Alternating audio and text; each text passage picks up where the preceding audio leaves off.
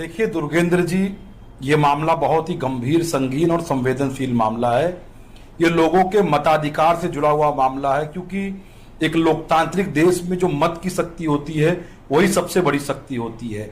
आज जिस प्रकार से भाजपा चुनाव आयोग के साथ मिली भगत करके वोटों की चोरी करके जबरन सत्ता में बना हुआ है, उसका खुलासा करना एक जागरूक नागरिक का और एक राष्ट्रवादी व्यक्ति का काम होता है।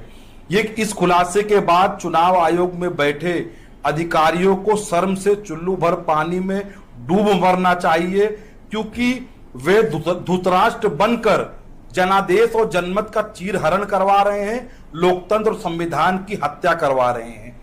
हमने, कांग्रेस पार्टी ने और राहुल गांधी जी ने जो भी अध्ययन किया, अभ्यास किया और जो हमने बातें लोगों के समक्ष रखी, वो सारी मतदाता सूची हमने अपने घर में नहीं छापी है। वो सारी मतदाता सूची चुनाव आयोग की ही है। हमने केवल अध्ययन और अभ्यास करके उनमें चोरी पकड़ने का काम किया है। यदि हमको चुनाव आयोग ने पहले ही मशीन पार्ट मतदाता सूची दे दी होती तो यह काम हो सकता है हम 6 महीने पहले कर चुके होते।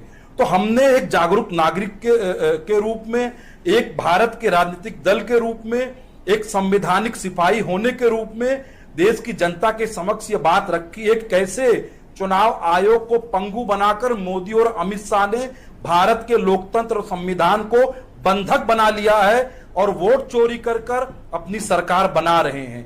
अभी जैसे भाजपा प्रवक्ता ने कहा कि राहुल जी को जो भी बात करनी चाहिए, क्योंकि वो नेता विपक्ष है तो उनको गंभीर बात करनी चाहिए।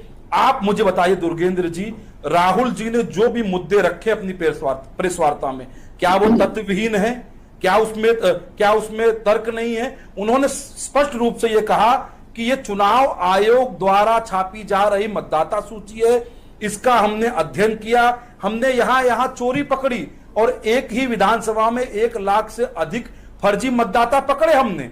अब जैसे उदाहरण के तौर पर हमने पकड़ा कि शकुन रानी नाम की एक महिला जो 70 वर्षीय है, वो फॉर्म 6 का उपयोग करके फर्स्ट टाइम मतदाता बनती है, यानी कि पहली बार मतदाता बनती है, और वो भी 2 बार मतदाता बनती हैं और 2 बार उन्होंने मतदान भी किया। तो क्या हमने गलत मांगा कि हमको सीसीटीवी फुटेज दिखाइए कि ये शकुन रानी जी 2 बार आई हैं या नहीं आई हैं, या इनके नाम पर कोई और घोटाला करके मतदान करके जा रहा है? तो क्या हमें ये जानने का अधिकार नहीं है? क्या देश की जनता को ये जानने का अधिकार नहीं है कि यदि एक व्यक्ति ने 2 बार वोट किया कागजों पर, तो क्या देखा नहीं जा सकता है कि सीसीटीवी फुटेज में देखा जाए कि क्या वो आई थी मतदान करने या नहीं आई थी, या भाजपा के किसी कार्यकर्ता ने वोट किया, या चुनाव आयोग के अधिकारी ने गड़बड़ी की?